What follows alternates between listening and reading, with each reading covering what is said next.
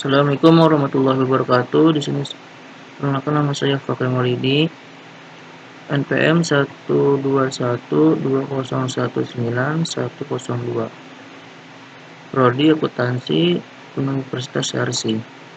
Di sini saya akan jelaskan statistik parametrik. Apa sih? Di sini saya akan menjelaskan definisi statistik parametrik. Statistik parametrik yaitu ilmu statistik yang mempertimbangkan persebaran atau distribusi data, yaitu apakah data menyebar secara normal atau tidak. Nah, statistik parametrik ini digunakan untuk menguji hipotesis dan frekuensi yang terukur. Dengan kata lain, data yang akan dianalisis menggunakan statistik parametrik harus memenuhi asumsi normalitas. Nah, di sini ada one sample t-test yang saya akan menjelaskan menggunakan aplikasi SPSS. Yang pertama itu ada one sample t-test. One sample t-test adalah penelitian uji one sample t-test atau uji satu sampel, merupakan analisis perbandingan untuk membandingkan rata sebuah sampel atau variabel dengan rata proporsi yang sudah ada. Nah, di sini ada hipotesis dan kriterianya. Hipotesisnya ada HO, yaitu rata-rata sama dengan nilai acuan. Nah, yang sini juga ada hanya rata-rata tidak sama dengan nilai acuan. Nah, kriterianya jika T hitung lebih kurang T table atau sig lebih dari 0,5, maka AO diterima atau rata-rata sama dengan nilai acuan. Langsung saja kita mulai ke contoh kasus ya. Nah, di sini ada contoh kasus. Seorang peneliti membuat dugaan yang menyatakan bahwa nilai-nilai rata-rata berat badan mahasiswa FEBRC di angkatan 2019 adalah sama dengan 55 kg. Penelitian ini bertujuan untuk menguji hipotesis rata-rata berat badan mahasiswa FEBRC yang 2019. Dalam kasus ini, peneliti memilih melakukan pengambilan data secara random atau acak dengan jumlah mahasiswa FEBRC 2019 sebanyak 10 orang mahasiswa. Di sini nilai acuannya 50 kg ya. Sekarang kita langsung saja buka SPSS yang pertama. Nah, sebelum kita masuk ke ini sekarang kita buka klik file, open data, kita ke Excel. Sini kita cari download.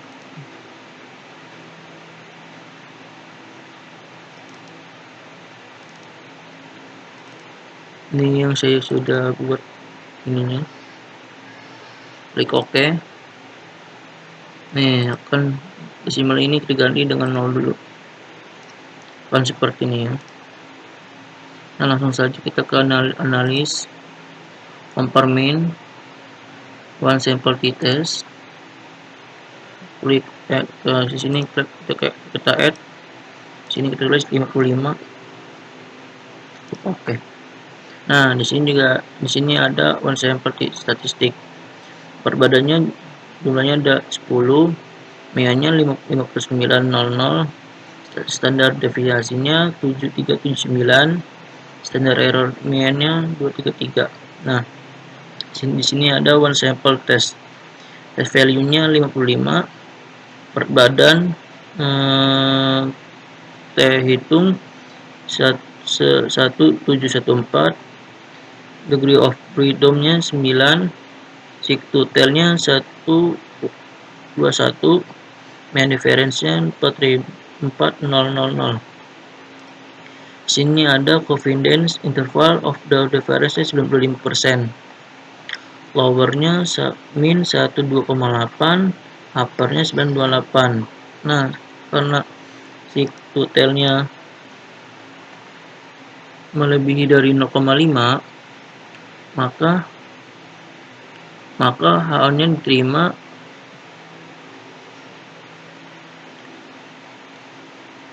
jadi maka HA-nya diterima dan AH-nya ditolak. Nah, kesimpulannya nilai-nilai rata berat badan mahasiswa FEB-IRC yang ke-19 sama dengan nilai 55 kg. Nah, sekarang kita lihat ke tabelnya. Nah, akan rumuskan table A dibagi 2 dengan koma degree of freedom ya. Nah, sini kan ini kan 0,5 kan dibagi 2 kan 0,25. Jadi sininya dp berapa? 9 kan, tadinya kita cari 0,25 ini 0,25. Nah, dp 9 jadi 216. Tadi sekian yang sampel t-testnya. Nah, sekarang selanjutnya ada to sample t-test. To sample t-test ada 2 macam. Yang pertama independent t-test, kedua paired t-test. Apa sih independent t-test? Independent itu membandingkan 2 sampel yang tidak berhubungan atau tidak berpasangan. Sedangkan kalau paired t-test membandingkan 2 sampel berpasangan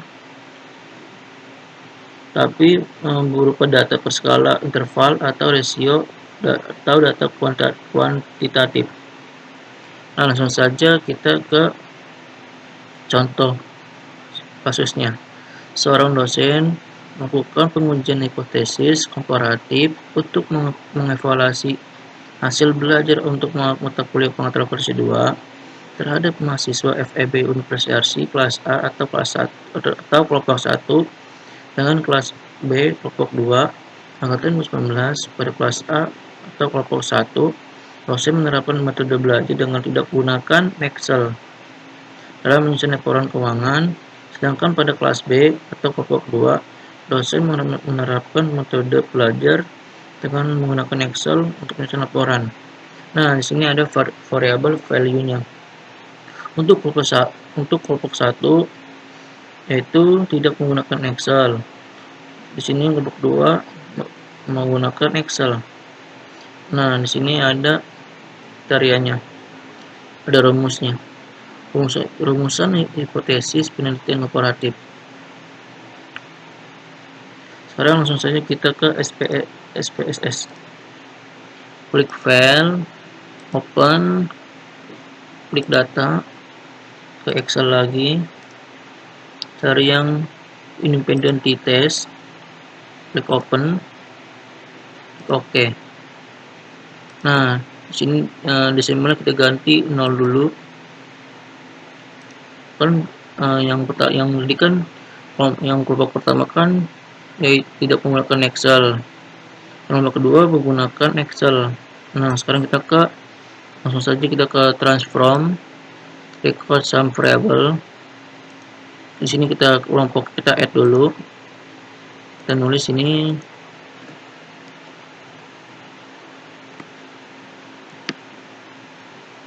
tidak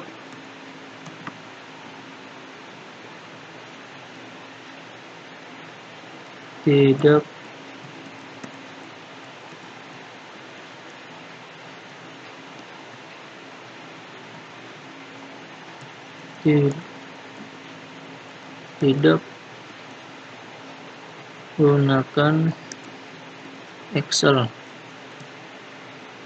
Kali ini kita nulis klik 1 di sini, kita klik add. Keduanya itu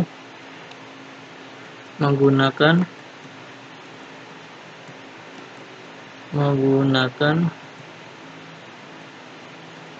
Excel.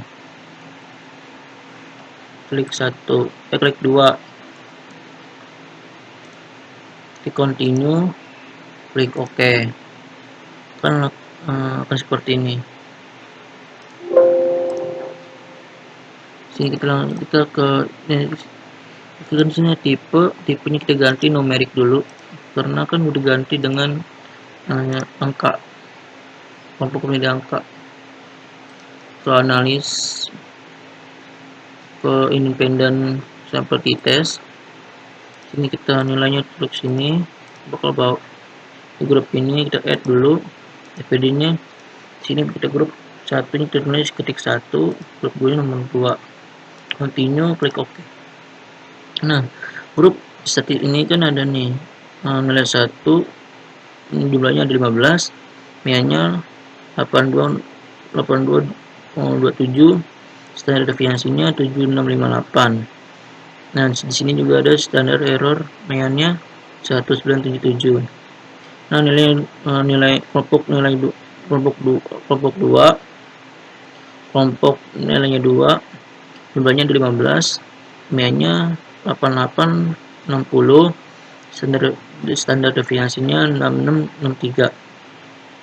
Sini ada standar error MIA-nya 1720. Nah, sini ada independent sample test. Nah, sini ada signifikannya 582, T hitungnya 2416, degree of freedom-nya 28, sig totalnya 0,22, MIA-nya difference-nya 6,33, standar difference-nya 62621. Nah, sini ada confidence interval of the difference 95%. Sini ada lower min 11702,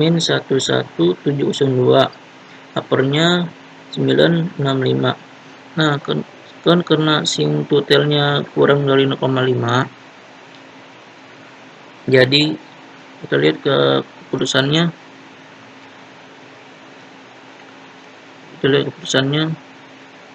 Nah, sebaliknya jika nilai sig totalnya kurang 0,5, maka HA-nya ditolak dan HA-nya diterima.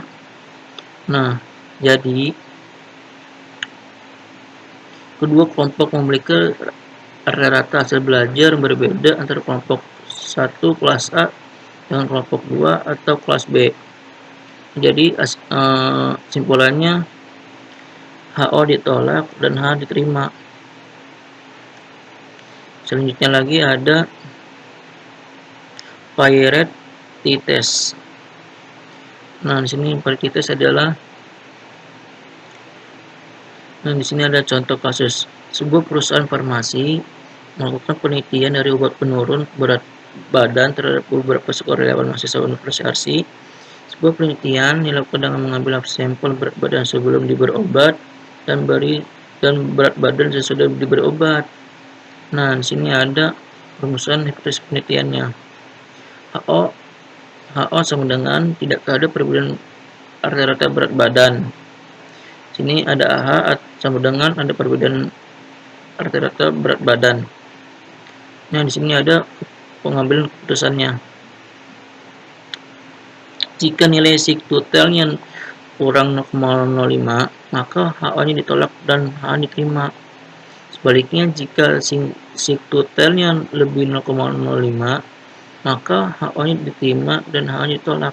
Langsung saja kita ke SPSS ya.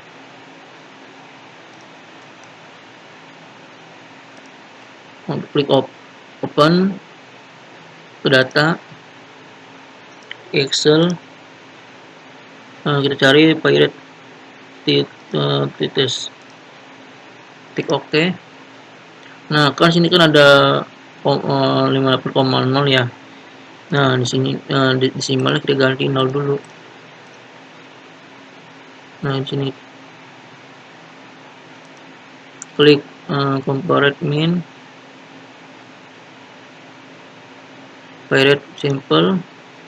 Nah, di sini variabel pertama kita yang sesudah beri obat, keduanya kita beri berat sesudah diberi obat. Klik OK. Kan seperti ini. Pirate sampelnya berat sebelum beri obat Miannya 6681. Jumlahnya ada 16. Standar deviasinya 6656. Standar errornya 1664. Nah, yang berat badan sesudah berobat, MIA-nya 6194, N-nya 16.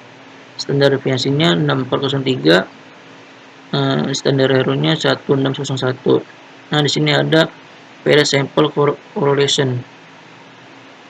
Nah, berat badannya dan sesudah berobat jumlahnya ada 6, correlationnya 899, signifikannya 0,00. Nah, di sini ada Poirot sample test, Poirot sample difference. Nah, yang berat sebelum berobat, berat sesudah berobat. MIA-nya 4875, standar deviasinya 2941, standar errornya MIA-nya 735. Nah, di sini ada 95% confidence interval of the difference. Lowernya 3308, uppernya 6442, T hitungnya 6630, TF-nya 15, sig totalnya 00. Nah, karena sig totalnya kurang dari 0,5, jadi lihat kesimpulannya, jika nilai sig totalnya kurang 0,5, maka HO-nya ditolak dan H-nya diterima. Nah, jadi keputusannya ada perbedaan rata-rata berat badan sekolah mahasiswa YRC dari sebelum diberi obat dan sesudah diberi obat, yang artinya ada pengaruh dari obat penurun berat badan terhadap sekolah mahasiswa YRC. Jadi HO ditolak, H-nya diterima.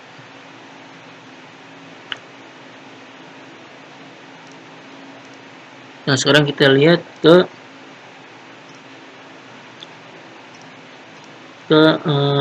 table-nya. Nah, karena table-nya ini degree of freedom-nya ada 15 ya. Nah, di sini kita lihat sini 15 karena 005 dibagi kan rumusnya kan table A dibagi 2, DF ya. Sekarang kita cari kan 0,05 dibagi 2 kan 0,25 kan, nih sini kan di sini. Nah, sekarang kan dari DF-nya ada 15 ya, jadi ini nih jadinya 213145, jadinya ini nih, yang ini table yang jadi yang ini.